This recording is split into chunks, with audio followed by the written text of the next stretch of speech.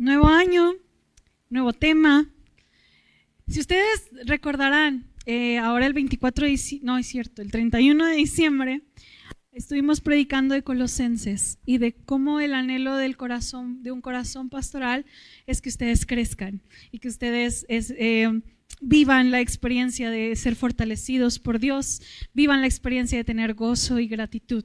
Así terminamos nuestro año. Y en ese anhelo, hermanos, es que este tiempo o este primer espacio del año vamos a hablar de un camino a ser sabios, un camino a crecer. Y quien nos va a ayudar a meditar en esto es Primera de Corintios, primera carta a los Corintios. Vamos a estar analizándola, así que yo le invito a que lo esté leyendo en su casa, que la esté meditando, que le diga, Señor, ¿qué tienes para mí? Corintios es una carta bien interesante, muy fuerte, pero podemos hablar de muchas cosas que hoy vamos a resumir de qué se trata Corintios, pero el pasaje clave con el cual nos vamos a ayudar durante todo este tiempo, hasta que terminemos Corintios, es 1 Corintios 1:24. Dice así: mas para los llamados, así judíos como griegos, Cristo, poder de Dios y sabiduría de Dios. La experiencia de conocer a Cristo como aquel que es quien nos da el poder y aquel que nos da también la sabiduría para vivir y tomar decisiones, es lo que yo creo que todos buscamos y necesitamos en esta vida. Y en ese caminar vamos a ir conociendo a Pablo, al apóstol Pablo, a través de los Corintios y qué estaba pasando. Y como tal, hermanos, justamente pensando en Corintios, pensando en quiénes eran, hoy vamos a meditar un poco en ello. Y por eso el tema es ellos y nosotros. ¿Qué tienen que ver ellos con nosotros? Y hermanos, hay varias cosas que aclarar. Algunos aspectos podrán llegar, no es que yo haya dicho, no, nuestra iglesia se parece a Corinto. No, la verdad es que no. Hay muchas cosas y muchas situaciones en Corinto que quizás pudiéramos decir son ajenas a nosotros. Pero hay otras que podemos aplicar y pensar en nosotros para precisamente crecer en sabiduría. ¿Quién era la iglesia en Corinto? ¿Qué era? Bueno, Pablo el apóstol fue un hombre que conocemos que estuvo en Éfeso, en Filipos, en Galacia, estuvo en muchas iglesias o levantó muchas iglesias, era un misionero. Pero particularmente en la iglesia de Corinto, Hechos 18, ustedes pueden ver ahí que Pablo estuvo por lo menos 1 año y medio en Corinto, porque Corinto era un lugar muy práctico. En aquel tiempo había ciudades clave con las cuales Pablo decía por aquí, porque fácilmente se extiende el evangelio. Corinto era un lugar de mucho mercado, de mucho turismo, y muchos lugares conectaban con Corinto. Entonces decía, si yo predico aquí, la gente que va y pasa y acepta a Cristo, el evangelio se expande. Entonces era como un lugar muy estratégico como tal. Y Pablo estuvo 1 año y medio. Creo que al menos la Biblia no registra otro tiempo más largo que en Corinto. Cuando está ya en Éfeso, le llega un primer informe de que hay problemas. Hay muchos problemas interpersonales, doctrinales, entre otros. Y Pablo escribe una carta que no tenemos. Esa primera carta no la tenemos. La verdad, se dice que hay 3 cartas a los Corintios, pero solo tenemos 2.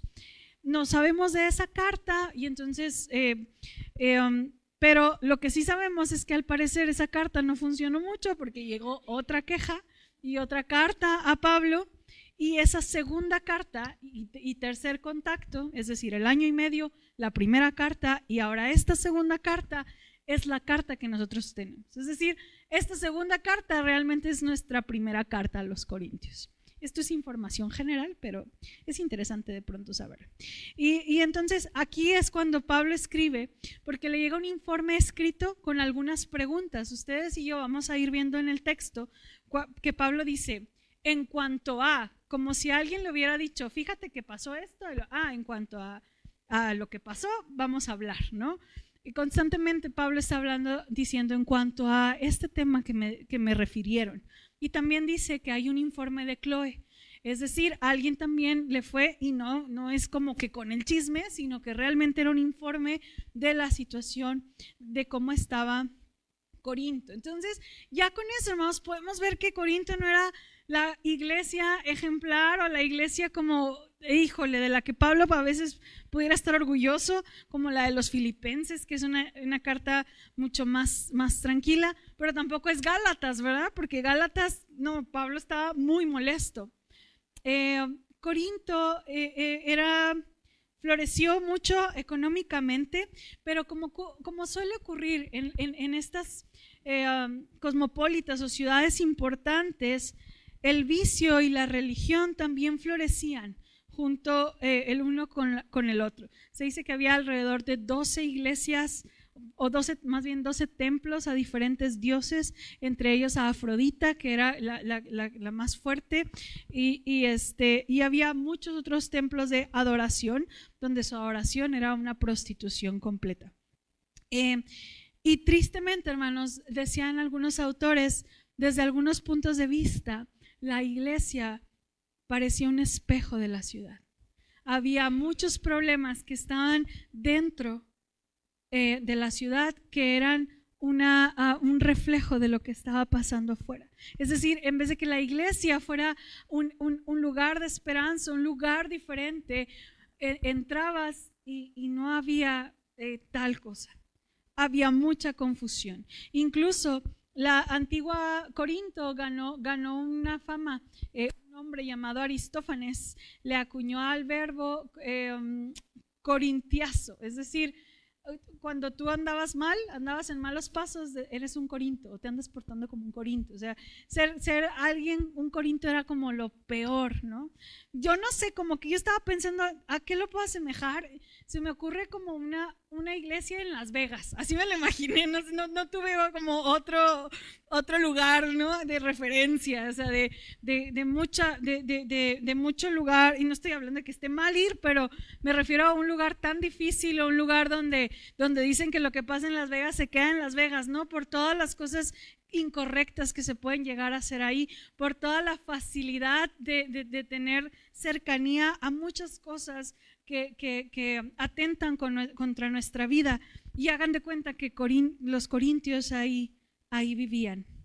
Y la carta como tal está dividida en 6, quizás son muchos más, pero en 6 secciones que Pablo tiene que hablar seriamente con su iglesia. Había problemas de división, había problemas de sexualidad o de sexo, que es muy importante y lo estaremos tocando. Había asuntos internos, es decir, había problemas en la iglesia, había desorden, ¿no? Los que querían hablar lenguas, los que no querían, y cómo debía ser el orden en la adoración a Dios. Había asuntos internos, pero había asuntos externos.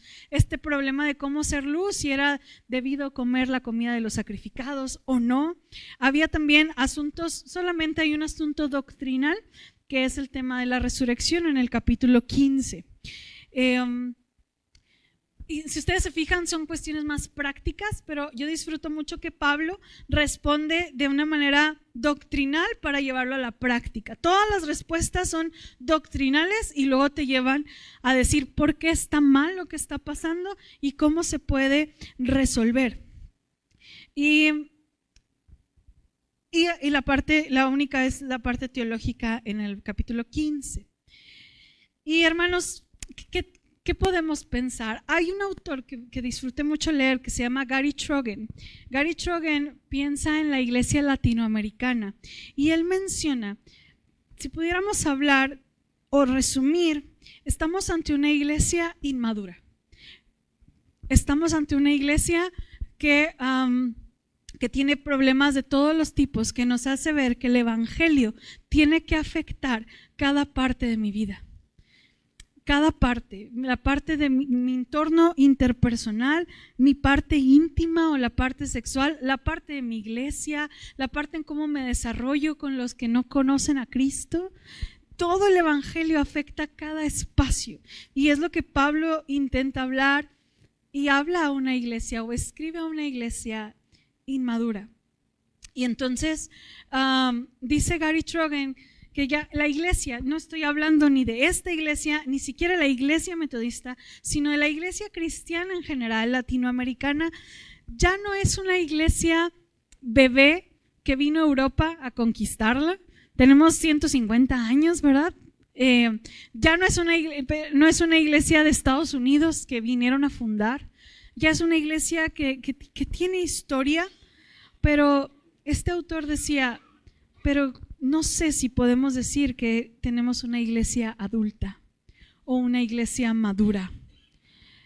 Él decía, perdón si la ofensa es, pero creo que podemos tener una iglesia adolescente. Una iglesia adolescente, ¿a qué se refiere? ¿Cómo son los adolescentes?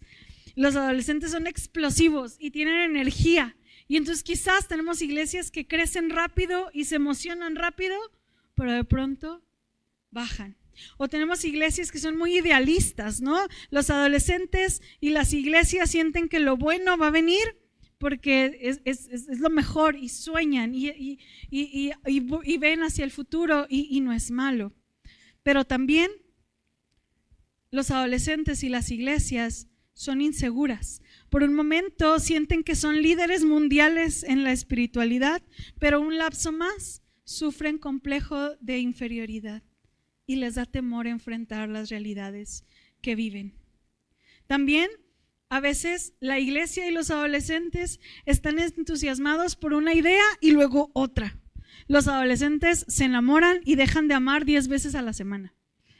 En la iglesia a veces el enfoque este año va a estar en el diezmo y luego este año en el ayuno y luego el otro año en la escarcha de oro y luego el otro año, y entonces vamos y cambiamos emocionalmente, entusiasmados por una cosa o la otra. También la iglesia tiene, y la adolescencia habla de una unicidad terminal. ¿Qué quiere decir esto? El adolescente imagina que nadie entiende lo que le pasa. Si se enamora, nadie lo entiende. Nadie en su vida ha pasado por ahí. Entonces a veces la iglesia tiende a imaginar que ninguna iglesia en la historia ha atravesado por las adversidades o el poder del Espíritu Santo que están experimentando ahora. De pronto, hermanos, nosotros como iglesias podemos estar viviendo estas emociones de ir, venir, de hacer, y eso, ser un adolescente es maravilloso. Yo quisiera volver a ser adolescente, pero sabemos que somos inconstantes, que aún no estamos maduros. Pudiera ser que hablando de la iglesia y pensando en Corintios, pudiéramos estar hablando de una iglesia que está en ese camino a la sabiduría. Pero ¿saben qué es lo maravilloso, hermanos? De aún vernos así, emocionales, cambiantes, aún no firmes en muchas cosas.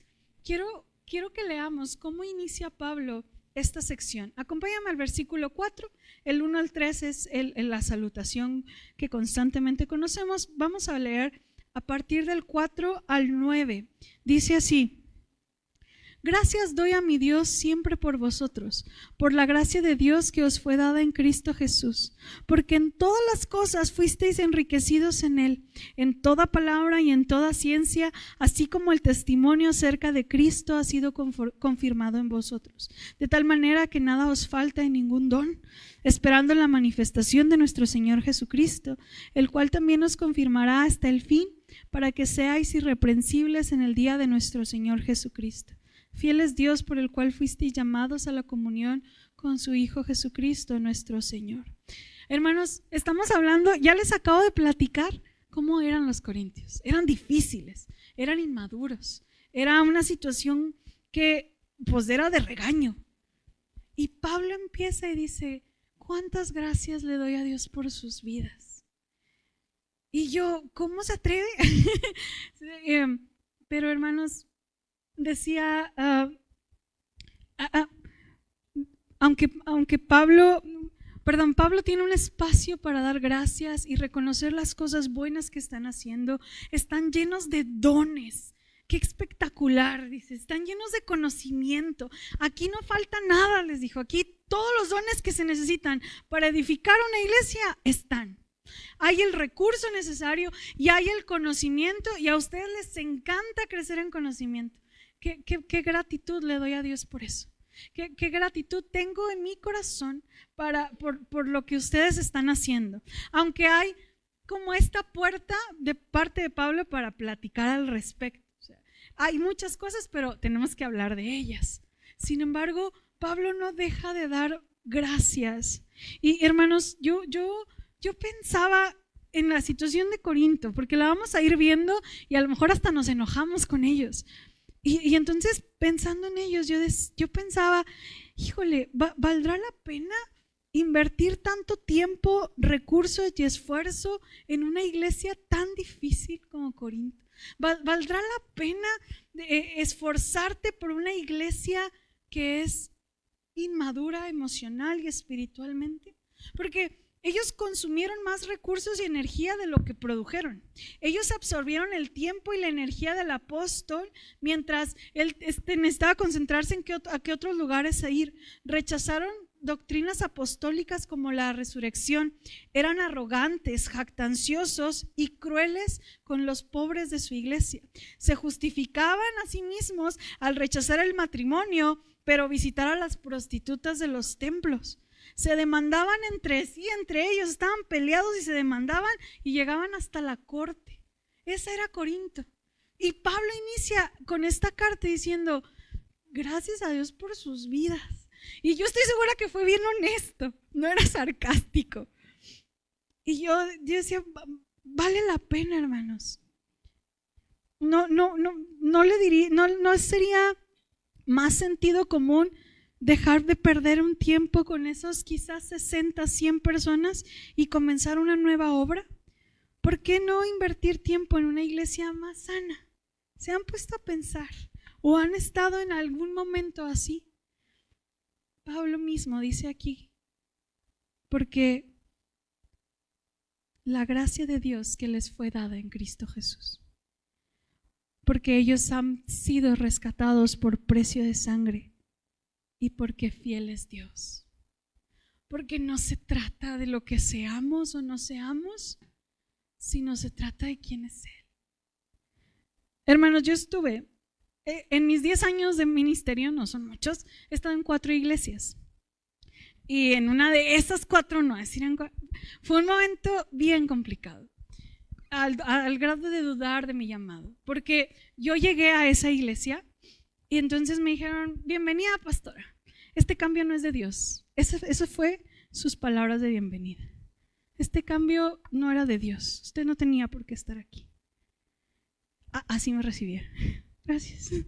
Y fueron tiempos, hermanos, de mucha dificultad, de muchas cosas en ese mismo lugar.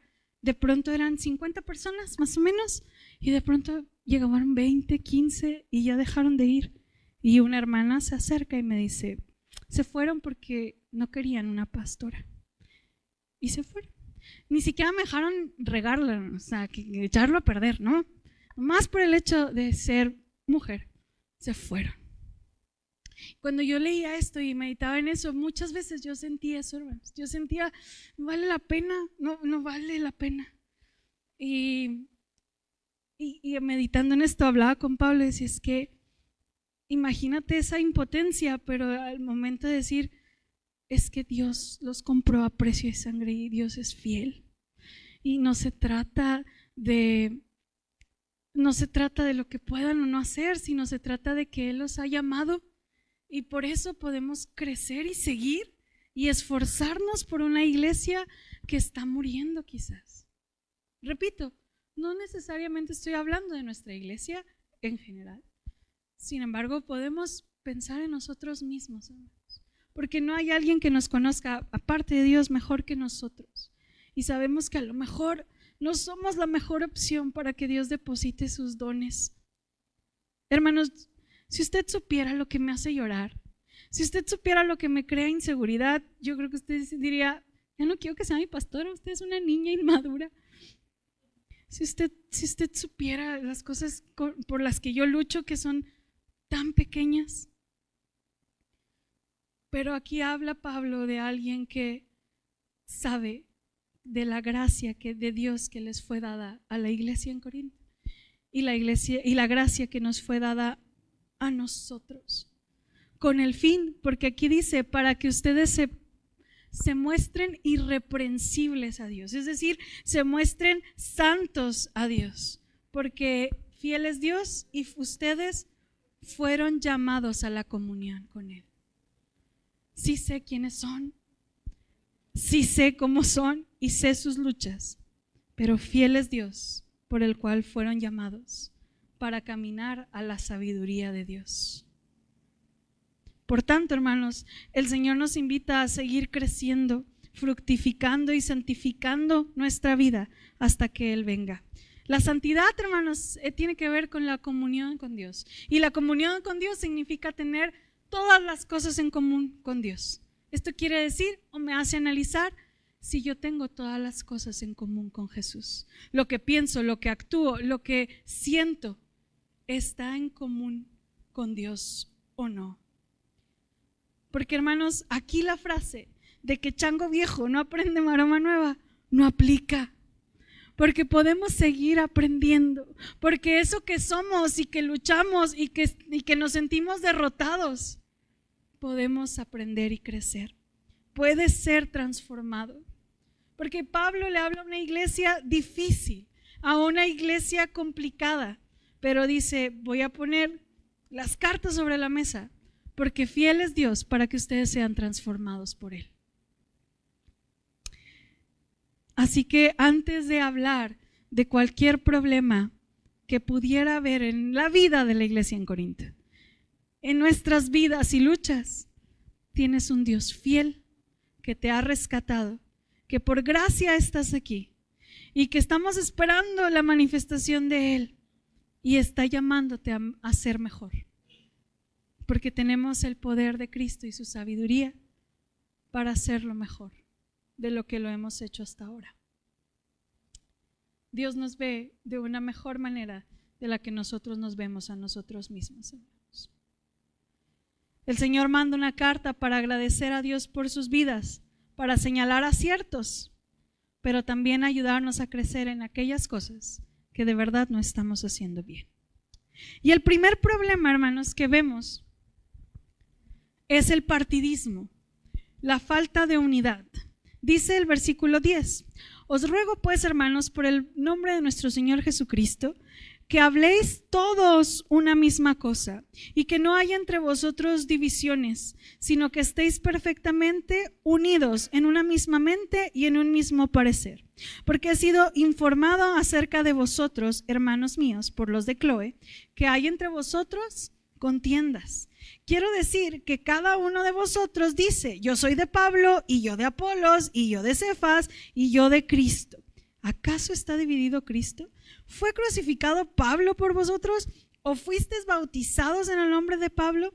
Doy gracias a Dios de que a ninguno de vosotros he bautizado, sino a Crespo y a Gayo, para que ninguno diga que fuisteis bautizados en mi nombre. Voy a dejarlo hasta ahí. Hermanos, Pablo dice, la primera situación es pedirles por favor que habléis una misma cosa y que no haya entre vosotros divisiones, sino estemos unidos en misma mente y en mismo parecer.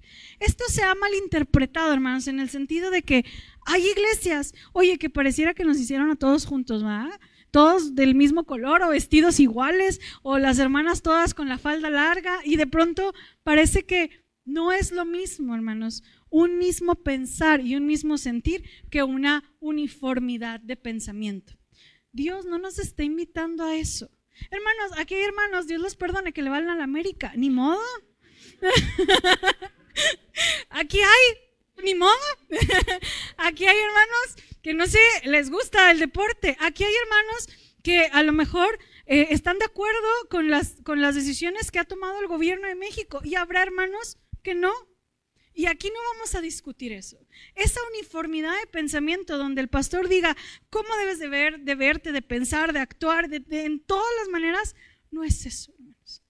Pablo no está hablando de aspectos secundarios. Está hablando de la unidad justamente en Cristo. Los cristianos que viven una unidad real porque aman a Cristo y porque los ha diseñado para amarnos los unos a los otros. Se trata de la cruz. Las epístolas nos muestran que es la humillación de la cruz la que nos une, no quiénes somos ni cómo nos vestimos. Y también tiene que ver con nuestra misión. ¿Para qué estamos aquí? Más allá, hermanos, de cómo pensamos, porque hay diferencias en muchas cosas, pero nos une Cristo. Y el problema en Corinto era que ya no los estaba uniendo Cristo. El problema era que le disfrutaron mucho la predicación de Pablo y luego, como era Corinto, era un lugar de mucha filosofía, se dice que Apolos era una persona que conocía mucho y hablaba muy elocuente. Entonces muchos decían, no, yo soy de Apolos, yo soy team Apolos. Y luego llegó Cefas, que muy probablemente era Pedro, el apóstol Pedro. Y otros decían, no, a mí me gusta el corazón y el ímpetu de Pedro. Y entonces Pablo dice, ¿cómo es posible que cataloguemos a Cristo igual que los demás? Unos de Pablo, unos de Pedro, unos de Apolos y otros de Cristo. ¿Es en serio? Decía, no es posible que tengamos más un estandarte de una persona que de Cristo mismo. No es posible porque Cristo no murió, Pablo, ni Apolos, ni Pedro murió por ellos, ni se bautizan en el nombre de ellos. Y hermanos, la realidad es que a veces hay entre nosotros divisiones porque tenemos predilecciones hacia personas que son falibles. Y tenemos que entender que Cristo no puede estar dividido. Dividir a Cristo no es como arrancar una parte de Cristo para hacer nuestra iglesia y arrancar otra parte de Cristo para hacer otra iglesia. Cuando a pesar de que unas iglesias busquen más las manifestaciones espirituales y otras no las busquen con ese fervor, nos une Cristo. Somos llamados a que Cristo unifique nuestra vida y nuestra forma de vernos los unos a los otros. Y Pablo habla de una manera lógica absurda. ¿Acaso murió Pablo por ustedes? ¿Acaso se bautizan en mi nombre? No es así. Y si su formación choca, es que él tiene que ser como ofensivo para empujar a los corintios a hacer lo correcto. Y hermanos, nuestra iglesia tiene un diseño muy particular. Es una iglesia que permanece porque la une Cristo. Sin embargo, sus líderes van y vienen.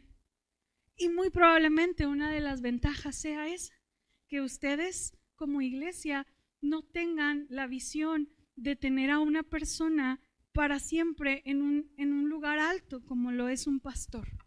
¿A qué me refiero con esto? A lo mejor algunos que están entrando, etcétera, sabemos que nosotros como pastores nos cambian de lugar.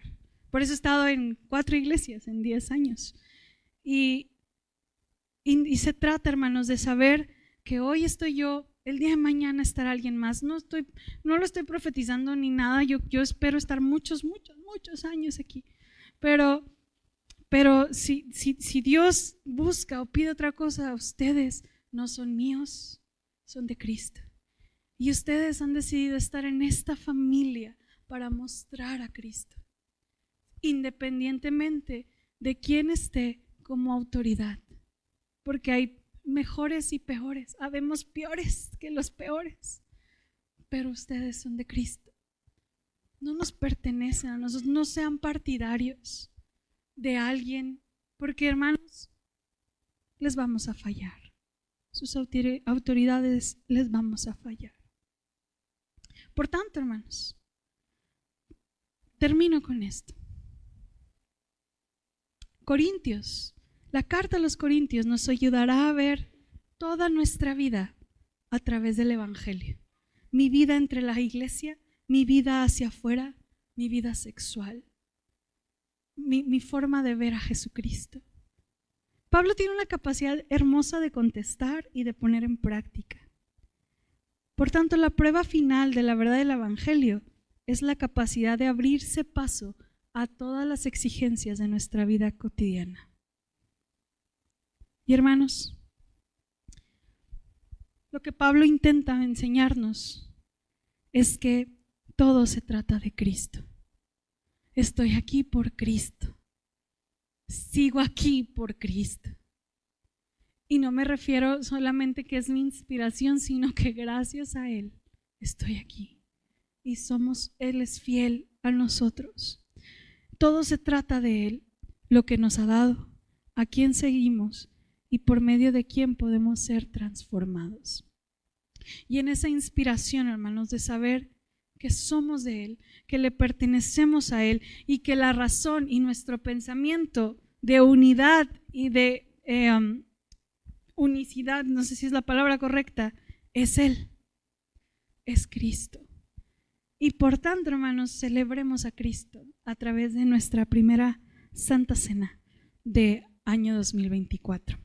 Voy a pedirles que abran su Biblia en el Salmo 51.